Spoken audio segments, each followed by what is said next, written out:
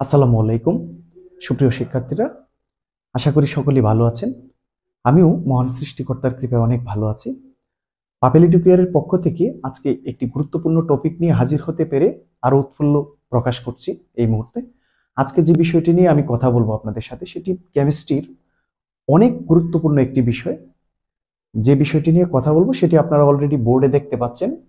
অধ্যায় 11 অর্থাৎ জৈব যৌগের প্রাথমিক ধারণা, যেটা এটি কিন্তু কেমিস্ট্রির একটি গুরুত্বপূর্ণ অধ্যায়। এই অধ্যায়ের খুঁটিনাটি বিষয়গুলো আজকের এই ভিডিওতে আমি আলোচনা করব। তো চলুন আমরা এক এক করে বিষয়গুলো সমাধান করি।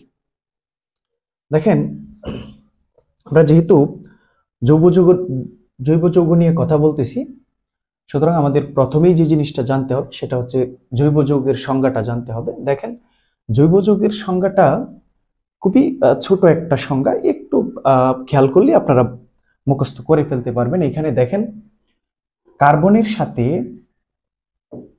আপনি যদি নাইট্রোজেন, অক্সিজেন, সালফার, ফসফরাস এবং হ্যালোজেন গ্রুপের মৌলগুলো যুক্ত করে কোনো একটা যৌগ গঠন করেন বা রাসায়নিক যৌগ গঠন করেন, তবে সেই যৌগটাই আমাদের জৈব যৌগ নামে পরিচিত হবে। দেখেন, আমি আবারও বলতেছি, কার্বনের সাথে আপনি যদি নাইট্রোজেন, অক্সিজেন, সালফার এবং ফসফরাস অথবা হ্যালোজেন গ্রুপের যে মৌলগুলো রয়েছে, ফ্লোরিন, ক্লোরিন, ব্রোমিন, আয়োডিন, অ্যাসিটেটিন, এরকম যে হ্যালোজেন গ্রুপের যতগুলো মৌল রয়েছে, এগুলাকে যদি কম্বাইন্ড করে আপনি একটা নতুন রাসায়নিক যৌগ গঠন করেন, তাহলে সেই যৌগটাই হবে জৈব যৌগ। তো চলুন আমরা এক এক করে এই ব্যাপারগুলো দেখি।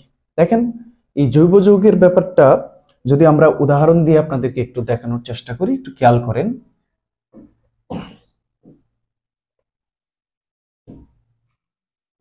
CH3OH, দেখেন এই যে একটা যৌগ লিখলাম, এখানে দেখেন কার্বনের সাথে এখানে অক্সিজেন রয়েছে, ঠিক আছে।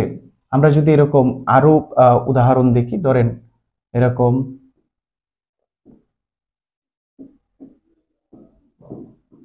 এগুলা কি লিখেছি আমি, সেগুলা কিন্তু আপনাদের মাথায় চলে এসেছে। অর্থাৎ এটা হচ্ছে মিথাইল অ্যালকোহল,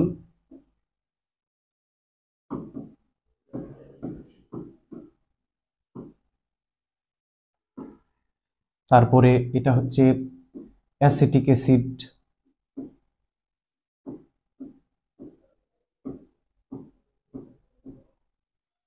দেখেন এই যে জিনিসগুলো আমরা লিখলাম, এগুলাতে দেখেন কার্বনের সাথে অক্সিজেন রয়েছে, ঠিক আছে। এই যে কার্বনের সাথে অক্সিজেনের সমন্বয়ে যে যৌগগুলা তৈরি হয়েছে, সেই যৌগগুলাকে কিন্তু আমরা বেসিক্যালি জৈব যৌগ নামে পেয়ে থাকি। আমরা অন্যান্য শ্রেণীগুলাতেও পরে এসেছি। তো এই যে এই ধরনের যে যৌগগুলা, এগুলাকে আমরা সাধারণত বলি জৈব যৌগ। চলুন আমরা জৈব যৌগের যে শ্রেণী বিভাগটা আছে সেটা নিয়ে আলোচনা করি। দেখেন, জৈব যৌগের শ্রেণী বিভাগ একটু ঘুরানো পেঁচানো টাইপের হয়ে থাকে জৈব যৌগের যে শ্রেণীবিন্যাসটা। তো এই শ্রেণীবিন্যাসটাকে আমি আপনাদের সামনে একটু সহজভাবে উপস্থাপন করতেছি, একটু খেয়াল করেন। আমরা জৈব যৌগ লিখলাম।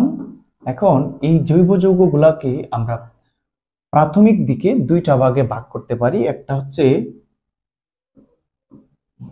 মুক্ত শিকল বা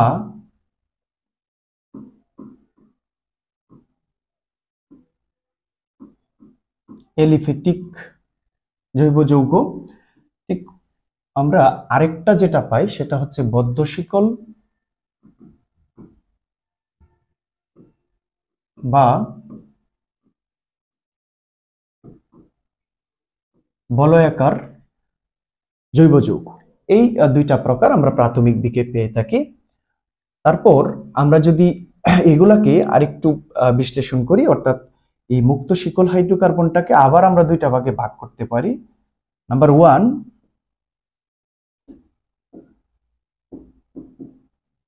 সম্পৃক্ত জৈব যৌগ, আর একটা হচ্ছে অসম্পৃক্ত জৈব যৌগ।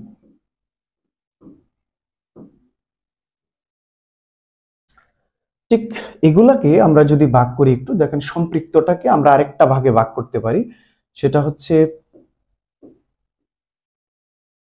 অ্যালকেন। অসম্পৃক্তটাকে আমরা দুইটা ভাগে ভাগ করতে পারি, নাম্বার 1 হচ্ছে অ্যালকিন, নাম্বার 2 হচ্ছে অ্যালকাইন।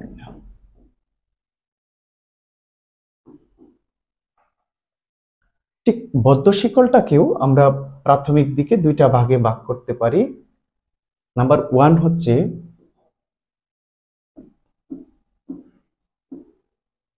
হোমোসাইক্লিক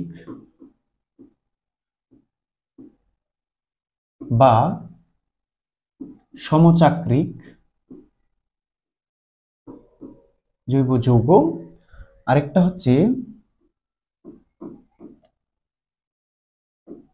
হেটারোসাইক্লিক বা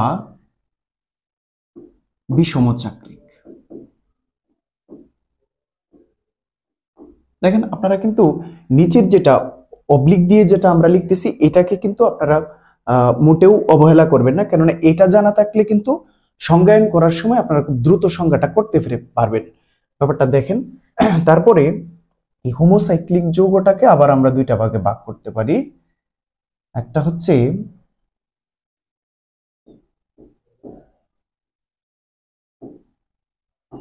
এলিসাইক্লিক,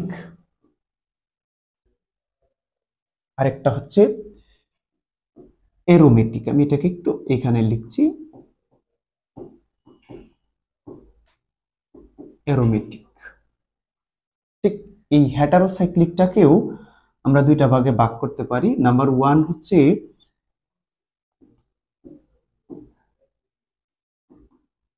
হেটারো এলিসাইক্লিক,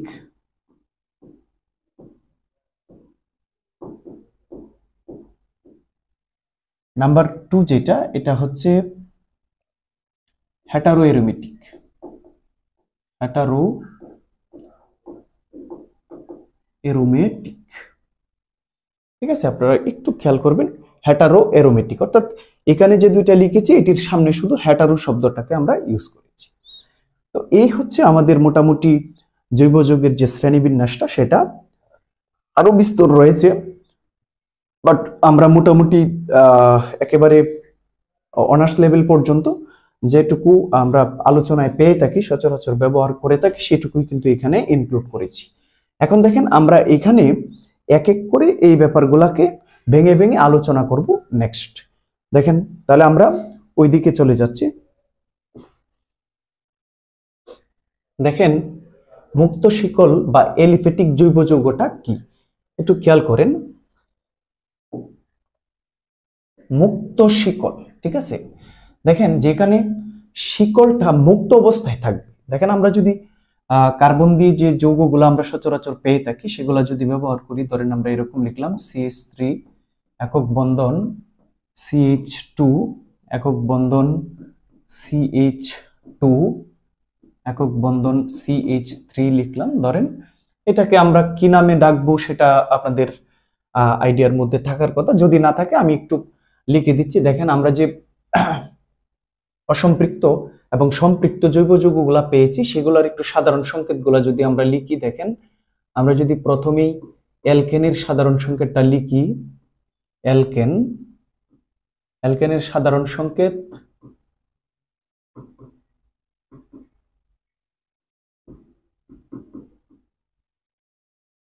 টুয়েন,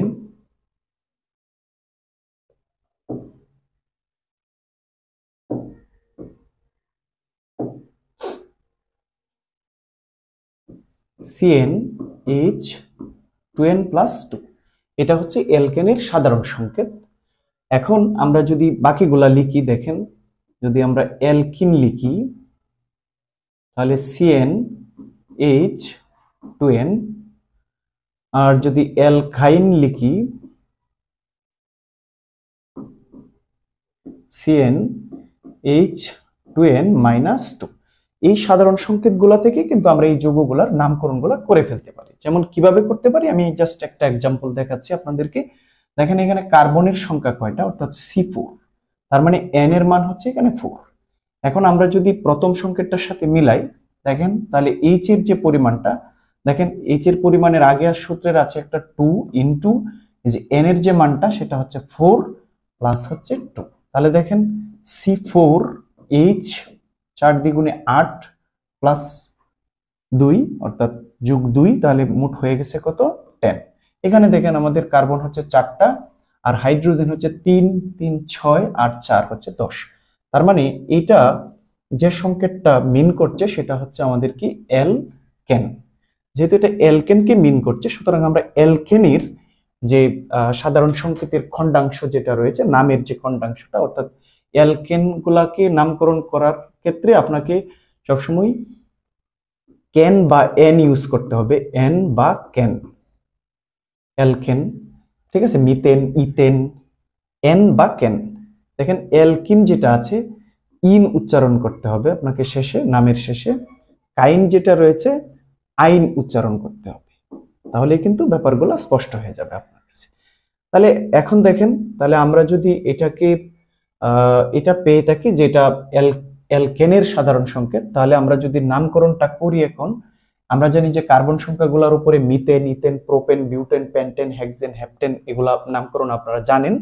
তো দেখেন মিথেন, ইথেন, প্রোপেন, বিউটেন, তাহলে আমরা এটাকে উচ্চারণটা করব কি বিউটেন।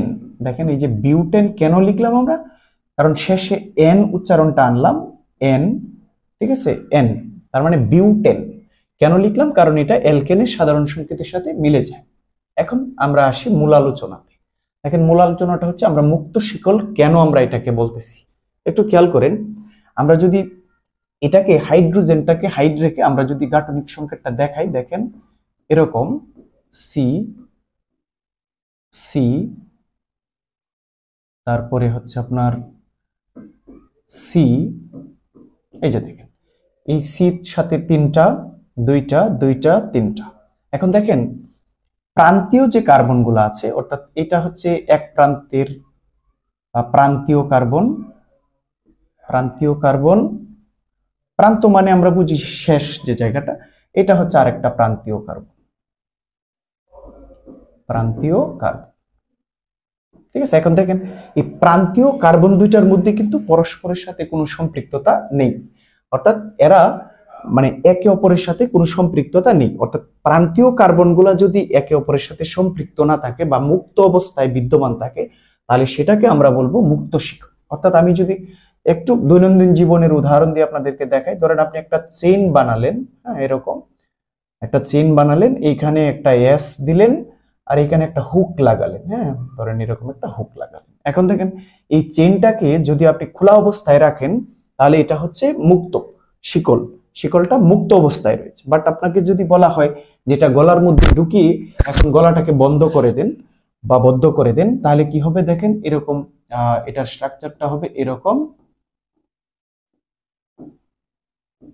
যে এখানকার হুক এখানকার এস এর ভিতরে ঢুকে যাবে।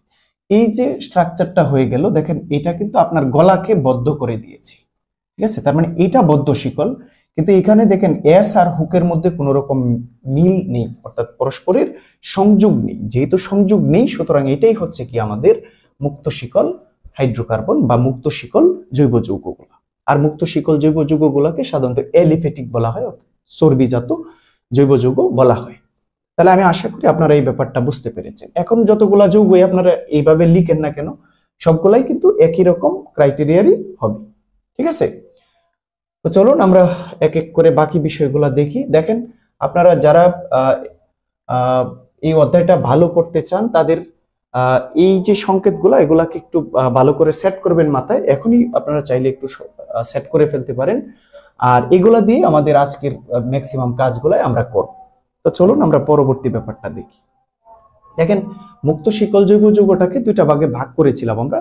কি কি ভাগ করেছিলাম? সম্পৃক্ত জৈব যৌগ আর একটা হচ্ছে অসম্পৃক্ত জৈব যৌগ। এখন এগুলা খুবই সহজ ব্যাপার, যে আমরা যদি দেখি যে আমরা সমগোত্রীয় শ্রেণী যেগুলো লিখেছিলাম, অ্যালকেন, অ্যালকিন, অ্যালকাইন যেগুলো লিখেছিলাম, এগুলো থেকে আমরা কিন্তু এটা বের করতে পারি।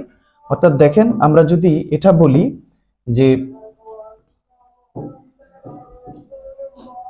CH3 একক বন্ধন CH2 একক বন্ধন CH2 একক বন্ধন CH3। এই যে যৌগটা লিখলাম, দেখেন এই টোটাল যৌগটার মধ্যে যে বন্ডগুলা রয়েছে, কার্বন কার্বনের যে বন্ডগুলা রয়েছে, এই প্রত্যেকটা বন্ডেই হচ্ছে সিঙ্গেল বন্ড বা একক বন্ধন। একক বন্ধন, ঠিক আছে। যেহেতু একক বন্ধন বিদ্যমান রয়েছে, যেগুলাতে একক বন্ধন থাকবে সেগুলাকে আমরা সম্পৃক্ত জৈব যৌগ বলবো, ঠিক আছে। দেখেন তাহলে সম্পৃক্ত জৈব যৌগটা বলতে আমরা কি বলতেছি, কার্বন কার্বনের মধ্যে, কার্বন এবং কার্বনের মধ্যে যদি সিঙ্গেল বন্ড বিদ্যমান থাকে তাহলে তাকে আমরা বলবো সম্পৃক্ত জৈব যৌগ। তার মানে আমরা সম্পৃক্ত জৈব যৌগ পেয়ে যাই কি, শুধুমাত্র অ্যালকেন, কারণ অ্যালকেনেই শুধুমাত্র একক বন্ধন বিদ্যমান থাকে। বাকি যে দুইটা আছে অ্যালকিন এবং অ্যালকাইন, এগুলোতে যথাক্রমে দ্বিবন্ধন এবং ত্রিবন্ধন বিদ্যমান থাকে। তাহলে আমরা এই অসম্পৃক্ত জৈব যৌগগুলা যেগুলো রয়েছে এগুলাতে আমরা দ্বিবন্ধন এবং ত্রিবন্ধনটাকে এখানে অ্যাপ্লাই করব। তাহলে আমরা যদি দ্বিবন্ধন দিয়ে একটা যৌগ লিখি, ধরেন CH3 একক বন্ধন CH, দ্বিবন্ধন CH2 লিখলাম আমরা। দেখেন এখানে মানে ন্যূনতম একটা দ্বিবন্ধন বিদ্যমান রয়েছে। তার মানে একটা দ্বিবন্ধনও যদি বিদ্যমান থাকে তাহলে সেটাকে আমরা দ্বিবন্ধনের অনুপাতে নামকরণ করব। তার মানে এটাকে আমরা অ্যালকিন বলবো, অ্যালকিন। তাহলে অ্যালকিন এবং অ্যালকাইন সবকটাই যদি অসম্পৃক্ত জৈব যৌগের অন্তর্গত হয় তাহলে এটা হচ্ছে একটা অসম্পৃক্ত জৈব যৌগ। যদি আমরা এরকম লিখি CH ট্রিপল বন্ড CH, ঠিক আছে। তাহলে দেখেন এটাতে ত্রিবন্ধন বিদ্যমান রয়েছে, তার মানে এটা হচ্ছে অ্যালকাইন। তাহলে অ্যালকিন এবং অ্যালকাইন এরাই সবসময় অসম্পৃক্ত জৈব যৌগের অন্তর্গত বিষয়। তার মানে আমি আশা করি এই ব্যাপারটা আপনারা বুঝতে পেরেছেন। তো চলুন আমরা পরবর্তী ব্যাপারটা দেখি। দেখেন বদ্ধ শিকলের যে ব্যাপারটা আমরা বলতেছি, এটা বলয়াকার প্রকৃতির হয়ে থাকবে, মানে একটা বলয়ের মধ্যে থাকবে। দেখেন এটা যদি আমরা লিখি, বদ্ধ শিকলের যে ব্যাপারটা সেটা হচ্ছে, ধরেন আমরা এরকম লিখলাম যে CH2, ঠিক আছে, আমি একটু ঘুরিয়ে লিখে ফেলি, H2C একক বন্ধন CH2, আবার এখানে দিলাম আমরা CH2। দেখেন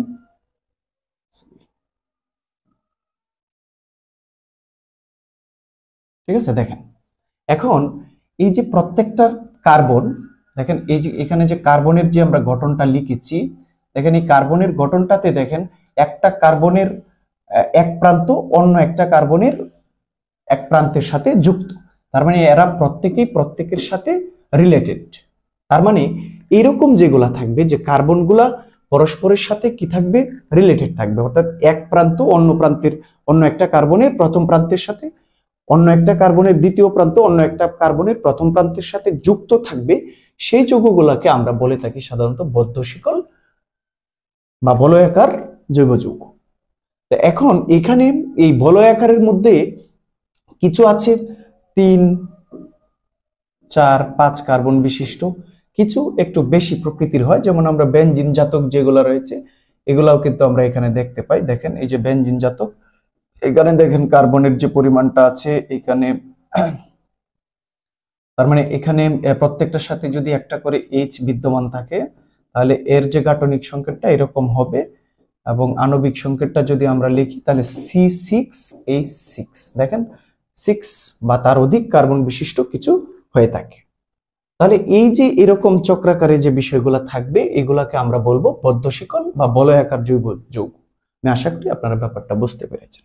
তো চলুন আমরা পরবর্তী ব্যাপারটা দেখি। দেখেন বদ্ধ শিকল বা বলয়াকার জৈব যৌগের যে দুটা ভাগ আমরা লিখেছিলাম, একটা হচ্ছে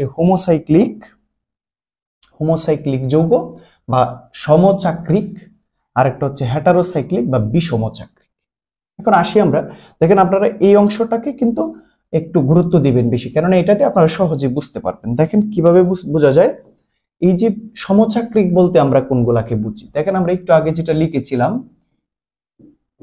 H2C একক বন্ধন CH2, এখানে যদি আমরা CH2 লিখি, ঠিক আছে। দেখেন এখানে যে চক্রটা আছে এই চক্রে কিন্তু আমাদের মেইন যে কাজটা হয়েছে, অর্থাৎ CH2 দেখেন মেইন যে কাজটা হয়েছে, মেইন কাজটা কিন্তু দেখেন কার্বন কার্বন সর্বশেষেও কার্বন। আমরা যদি আরো একটা বৃদ্ধি করে লিখি, দেখেন ধরেন আমরা এরকম লিখলাম H2C CH2 CH2 H2C, দেখেন এই যে একটা যৌগ আমরা লিখলাম, এটাও কিন্তু দেখেন কি হবে, কার্বন কার্বন কার্বন, এখানে একটা কার্বন, তার মানে শুধুমাত্র কার্বনের সাথেই তাদের শিকলে যুক্ত হয়েছে, অর্থাৎ শুধুমাত্র কার্বনই এখানে যুক্ত আছে। তাহলে এরকম শুধু কার্বন দ্বারা যে চাক্রিক যৌগগুলা হবে, শুধু কার্বন কার্বনের মধ্যে বন্ধনের মাধ্যমে যে চাক্রিক যৌগগুলা হবে, সেগুলাকে আমরা হোমোসাইক্লিক বা সমচাক্রিক যৌগ বলে থাকি। তাহলে হেটারোসাইক্লিক বা বিষমচাক্রিক জৈব যৌগটা কি? তাহলে হেটারোসাইক্লিক বা বিষমচাক্রিক জৈব যৌগটা কি সেটা আমরা এখন একটু দেখি। দেখেন এই যে যৌগগুলো আমরা লিখলাম, এখানে প্রত্যেক প্রান্তে কার্বন যুক্ত। এখন এখানে যদি কার্বনের জায়গায় অন্য একটা কিছু চলে আসে, যেমন দেখেন আমরা যদি এরকম লিখি H2C একক বন্ধন CH2, এখানে যদি আমাদের অক্সিজেন চলে আসে, তাহলে দেখেন আমরা যে ধারাটাতে যাচ্ছিলাম সেই ধারাটা কিন্তু এখন ব্যাহত হয়ে গেছে, অর্থাৎ কার্বন কার্বন কিন্তু এখন আর কার্বন নেই, কার্বনের সাথে চলে এসেছে কি অক্সিজেন। তার মানে কার্বন কার্বনের যে মূল ধারাটা সেটা কিন্তু ব্রেক হয়ে গিয়েছে এখানে। এই যে যে যৌগগুলাতে কার্বন কার্বনের যে ধারাটা সেটাকে অন্য একটা পরমাণু ধারা, অর্থাৎ আমরা যে পরমাণুগুলা দেখে আসছি যে নাইট্রোজেন, অক্সিজেন, সালফার, ফসফরাস, এগুলা ধারায় কোনো একটা ধারায় যদি এই ধারাটা ব্রেক হয়ে যায়, তাহলে সেই যৌগগুলাকে আমরা বলবো হেটারোসাইক্লিক বা বিষমচাক্রিক জৈব যৌগ। তো আমি আশা করি আপনারা এই ব্যাপারটাও বুঝতে পেরেছেন। আমরা পরবর্তী ব্যাপারটায় দেখি। দেখেন হোমোসাইক্লিক বা সমচাক্রিক যৌগের দুটি ভাগ আমরা পেয়েছি। নাম্বার 1 এলিসাইক্লিক যৌগ, আর হচ্ছে অ্যারোমেটিক যৌগ।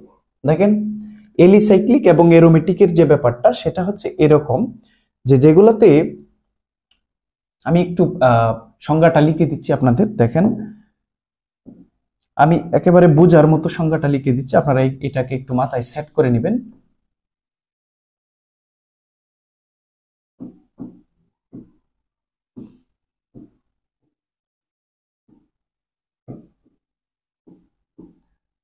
বেনজিন বলয় মুক্ত, আমরা এটাকে পাচ্ছি কোথা থেকে? হোমোসাইক্লিক যৌগ। তার মানে বেনজিন বলয় মুক্ত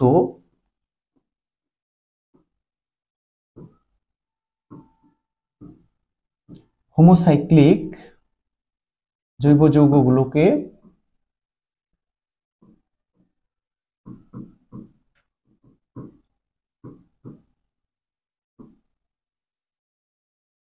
এলিসাইক্লিক যৌগ বলা হয়।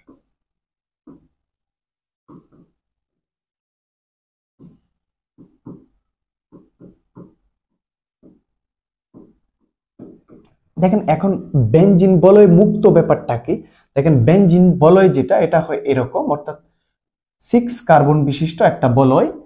তার মানে যে যৌগগুলোর মধ্যে আমরা এই বেনজিন বলয়টা পাবো না, অন্যান্য বলয়গুলো আমরা পাবো। যেমন ধরেন আমরা যেগুলা পেয়েছিলাম একটু আগে বলয় পাবো, ঠিক আছে? দেখেন H2C এটা পেয়েছিলাম, CH2, এই যে বলয়টা আমরা পেয়েছি। দেখেন এই বলয়টার মধ্যে কিন্তু এই যে বলয়টা, অর্থাৎ বেনজিনের যে একটা বলয়, সেই বলয়টা কিন্তু বিদ্যমান নেই।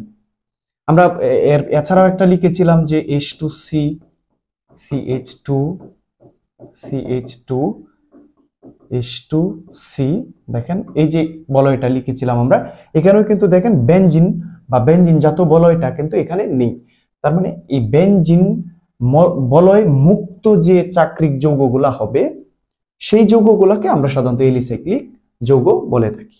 অর্থাৎ এগুলা সাধারণত 3 থেকে, ধরেন কার্বনের সংখ্যাটা 3, 4 বা 5 হবে ম্যাক্সিমাম ক্ষেত্রে, ঠিক আছে? যখন আমরা দেখবো যে 6 বা এর উপরে চলে যাবে, 6, 7, 8, 9, 10, 11 এরকম 6 এর উপরে চলে যাবে, তখন এটা কিন্তু একটা বেনজিন বলয়ের সাথে যুক্ত হয়ে যাবে তখন এগুলা হয়ে যাবে কি অ্যারোমেটিক যৌগ। যেমন আমরা দেখি বেনজিন নিজে একটা অ্যারোমেটিক যৌগ, এটা আমরা জানি, কেননা এখানে কার্বন সংখ্যা 6 এবং হাইড্রোজেন সংখ্যা 6। দেখেন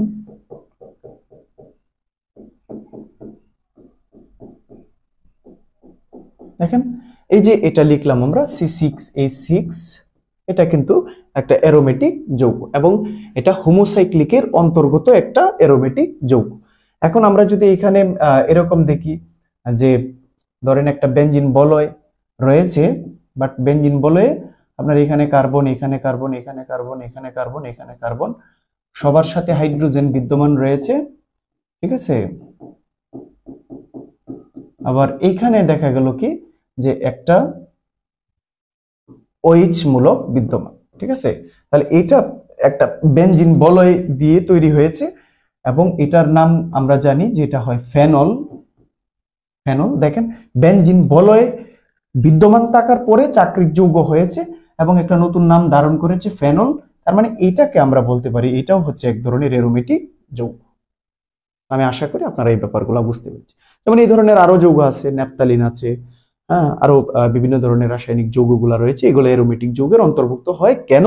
কারণ এগুলা বেনজিন বলয় দ্বারা যুক্ত থাকে। তার মানে আমরা যদি এটার সংজ্ঞাটা বলি যে এটা হচ্ছে বেনজিন বলয় মুক্ত আর এটা হচ্ছে বেনজিন বলয় যুক্ত যে হোমোসাইক্লিক যৌগগুলা হবে সেগুলা সাধারণত অ্যারোমেটিক যৌগ হবে।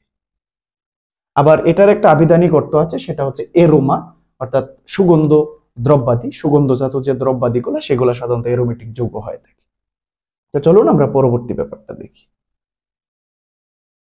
হেটারোসাইক্লিক বা বিষমচাক্রিক যৌগের দুটি প্রকার। দেখেন আমরা একটু দেখি যে হেটারোসাইক্লিক বা বিষমচাক্রিক যৌগটাকেও আমরা কিন্তু দুইটা ভাগে ভাগ করেছিলাম।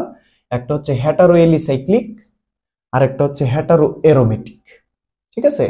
এখানেও কিন্তু এই ব্যাপারগুলাই আসবে যে হেটারো এলিসাইক্লিক, হেটারো এরোমেটিকের ব্যাপারগুলো ঠিক অনুরূপভাবে আসবে, যে কার্বন বলয় মুক্ত যে এলিসাইক্লিক যৌগগুলা হবে, চক্রাকার যৌগগুলা হবে, সেগুলো হচ্ছে হেটারো এলিসাইক্লিক, এবং কার্বন বলয় মুক্ত যেগুলো হবে সেগুলো হচ্ছে হেটারো এরোমেটিক যৌগ। কেননা আমরা হেটারোর ব্যাপারটা বলছি বিষমচাক্রিক, কিন্তু এখন দেখেন বিষমচাক্রিক ব্যাপারটা তো আমরা বুঝছিলাম যে যেখানে কার্বন কার্বনের যে চক্রটা থাকবে সেখানে অন্য কোনো একটা পরমাণু চলে আসবে। যেমন ধরেন আমরা যদি এরকম লিখি CH2, বা আমি একটু গুছিয়ে লিখে ফেলি H2C, একক বন্ধন CH2, এখানে যদি অক্সিজেন চলে আসে, ঠিক আছে, আমরা এটাকে কি বলি? Ethylene oxide.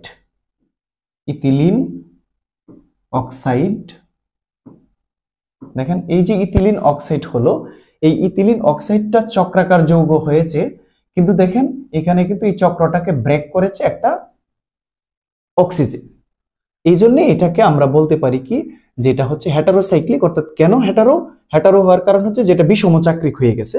আর হচ্ছে এলিসাইক্লিক কেন হচ্ছে? কারণ এখানে বেনজিন বলয় বিদ্যমান নেই। বাট আমরা যদি এইটাতে দেখি, ধরেন আমরা এরকম লিখলাম, এটা লিখলাম যে এখানে আমাদের কার্বন আছে, কার্বন আছে প্রত্যেকটাতেই, কার্বন কার্বন, এখানে হাইড্রোজেন, এখানে হাইড্রোজেন, এখানে হাইড্রোজেন, এখানে হাইড্রোজেন, এখানে একটা হাইড্রোজেন, এখানে একটা নাইট্রোজেন চলে এসেছে। তার মানে দেখেন এখানে বেনজিন বলয় আছে, বেনজিন বলয় আছে, চক্রাকার যৌগ আছে, কিন্তু কার্বনের যে ধারাটা সেটা কিন্তু মানে ব্যাহত হয়ে গেছে। অর্থাৎ এখানে একটা নাইট্রোজেন চলে এসেছে, অর্থাৎ এখানে একটা নাইট্রোজেন চলে আসবে। এটাকে আমরা বলি পিরিডিন। পিরিডিন, ঠিক আছে। তার মানে এই যে বেনজিন বলয় যুক্ত হয়ে গেছে এবং বিষমচাক্রিক হয়ে গেছে, যার জন্য এটাকে আমরা বলবো হেটারো এরোমেটিক যৌগ। আমি আশা করি আপনারা এই ব্যাপারটাও বুঝতে পেরেছেন। চলুন আমরা পরবর্তী ব্যাপারগুলো দেখি। দেখেন জৈব যৌগের যে বৈশিষ্ট্যগুলো রয়েছে সেগুলা কেমন হয় একটু দেখি আমরা। দেখেন জৈব যৌগের বৈশিষ্ট্য শুরুতেই আছে আমাদের ভৌত অবস্থা, অর্থাৎ সাধারণ তাপমাত্রায় বেশিরভাগ জৈব যৌগ গ্যাসীয় বা তরল প্রকৃতির হয়ে থাকে। গ্যাসীয় বা তরল প্রকৃতির, এটা হচ্ছে তার ভৌত অবস্থা। যেমন ন্যাফথালিন, ফেনল, বেনজোইক অ্যাসিড ইত্যাদি। দেখবেন আপনি ফেনল বা ন্যাফথালিন যেগুলাকে আমরা বাজারে কিনতে পাই, সেগুলা কিন্তু আপনার যদি আমি যদি একটু আঞ্চলিক ভাষায় আপনাদেরকে বলি, সেটা হচ্ছে যে ন্যাপথানি গোটা যেটাকে বলে থাকি, ওটাকে যদি আপনি বাতাসের সম্পৃক্ততায় রেখে দেন, দেখবেন আস্তে আস্তে কি হয়ে বাষ্প হয়ে ছোট হয়ে গিয়েছে। তার মানে এগুলার মানে যে ভৌত অবস্থাটা সেটা কি গ্যাসীয় বা বাষ্পীয় অবস্থায় বিদ্যমান থাকে। গলনাঙ্ক এবং স্ফুটনাঙ্কের ব্যাপারে যদি আমরা আসি, দেখেন জৈব যৌগের অণু সমস্ত আকর্ষণ কম হওয়ায় এদের গলনাঙ্ক ও স্ফুটনাঙ্ক সাধারণত কম হবে। জৈব যৌগগুলার গলনাঙ্ক এবং স্ফুটনাঙ্ক সাধারণত কম হবে, অর্থাৎ অল্প তাপ দিলে, যেহেতু এটা গ্যাসীয় এবং এই বাষ্পীয় বা গ্যাসীয় বা অবস্থায় থাকবে, সেহেতু কি হবে যে এদের মধ্যে কম তাপ দিলেই, কম তাপ প্রদান করলেই তারা কি হতে শুরু করবে, বাষ্প হতে শুরু করবে। ঠিক আছে, যেমন এখানে দেওয়া আছে মিথেনের গলনাঙ্ক 183 ডিগ্রি সেলসিয়াস এবং স্ফুটনাঙ্ক 172 ডিগ্রি সেলসিয়াস, যেখানে অন্যান্য যে যৌগগুলো আমরা ইউজ করি সোডিয়াম, ফ্লোরিন, ক্লোরিন, এগুলো 300, 350, 400, 500 পর্যন্ত হয়ে থাকে, 1000-এর উপরে হয়ে থাকে। বাট এই ধরনের যে জৈব যৌগগুলো আছে মিথেন, এগুলা কিন্তু 183 মাত্র। তার মানে এগুলাকে স্বল্প পরিমাণ তাপ দিলেই এগুলা বাষ্প হতে শুরু করবে। এখানে আমরা পরবর্তী ব্যাপারটা দেখি। দেখেন জৈব যৌগের আরো কিছু বৈশিষ্ট্য রয়েছে, সেগুলো হচ্ছে স্থায়িত্ব। দেখেন এরা সমযোজী বন্ধন প্রকৃতির হওয়ায় এদের স্থায়িত্ব বেশি হয়। আমরা জানি যে সমযোজী যৌগগুলো অধিক স্থায়ী হয়, সেগুলো আমরা পূর্বের আলোচনাগুলোতে করে আসছি। তাহলে যেহেতু এরা সমযোজী বন্ধনে আবদ্ধ হবে, অর্থাৎ ইলেকট্রন শেয়ারের মাধ্যমে বন্ধন গঠন করবে, সেহেতু তারা সমযোজী প্রকৃতির হবে। আর সমযোজী প্রকৃতির হওয়ার কারণে এদের স্থায়িত্বটা কি হবে, বেশি হবে।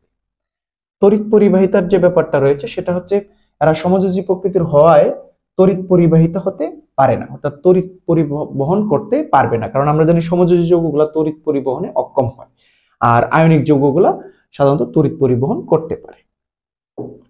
চলুন আমরা পরবর্তী ব্যাপার দেখি, দ্রাব্যতার ব্যাপারটা। দেখেন দ্রাব্যতা জৈব দ্রাবকে দ্রবীভূত হলেও অজৈব দ্রাবকে দ্রবীভূত হয় না। তার মানে এখানে একটা মজার ব্যাপার চলে আসছে। দেখেন জৈব যৌগ এবং অজৈব যৌগের যে ব্যাপারটা, আমরা যে যৌগগুলো নিয়ে আলোচনা করতেছি, যে কার্বনের সাথে নাইট্রোজেন, অক্সিজেন, ফসফরাস, সালফার এবং হেলোজেন গ্রুপ, হেলোজেন গ্রুপের যে মৌলগুলা, এগুলা যুক্ত হলে জৈব যৌগ হবে। তাহলে আমরা যেগুলো আজকে আলোচনা করছি সব জৈব যৌগ, বাট জৈব যৌগ বাদে যতগুলা যৌগ রয়েছে আমরা যেগুলা ব্যবহার করি, সেগুলা সব হচ্ছে অজৈব যৌগ। এখন দেখেন এই জৈব যৌগের যে রেঞ্জটা, সেটা কিন্তু অনেক বড়। দেখেন 80,000 বা 80 লক্ষ, যদি আপনার 80 লক্ষ জৈব যৌগ যদি আমরা ব্যবহার করে থাকি, তাহলে অজৈব যৌগের ব্যবহার আমরা করি 80-এর 2% মাত্র, 100 ভাগের 2%, এত পার্সেন্ট আমরা অজৈব যৌগ ইউজ করি। ঠিক আছে, তার মানে এগুলার পরিধি কিন্তু অনেক বেশি, আপনারা কিন্তু এটা মাথায় রাখবেন। দেখেন প্রাচুর্যতা যেটা, এরা একক দ্বি-ত্রিবন্ধন দ্বারা অপর মৌলের সাথে যৌগ গঠন করতে পারে। এছাড়া কার্বনের কেটিনেশন ধর্মের কারণে নিজেদের সাথেও যুক্ত হয়ে নতুন যৌগ গঠন করতে পারে, তাই এদের প্রাচুর্যতা প্রকৃতিতে অনেক বেশি হয়। ঠিক আছে, দেখেন এখানে আমাদের একটা জিনিস আমরা নতুন পেয়েছি, সেটা হচ্ছে কেটিনেশন ধর্ম। কার্বনের কেটিনেশন যে ধর্মটা, সেটা নিয়ে আমরা পরবর্তীতে আলোচনা করতেছি। দেখেন কার্বনের কেটিনেশন ধর্ম, দেখেন কেটিনেশন বলতে কি, আসলে যার নিজেই নিজের সাথে যুক্ত হয়ে নতুন নতুন যৌগ গঠন করতে পারে, এটা একমাত্র কার্বনের বিদ্যমান রয়েছে, নিজের সাথে যুক্ত হয়ে, অর্থাৎ ম্যাক্সিমাম ক্ষেত্রেই কার্বন নিজের সাথে যুক্ত হয়ে বিভিন্ন ধরনের যৌগ গঠন করতে পারে। যেমন আমরা যেগুলো নিয়ে আলোচনা করতেছি, অর্থাৎ সমগোত্রীয় শ্রেণী যেটা আমরা আলোচনা করতেছি, অ্যালকিন,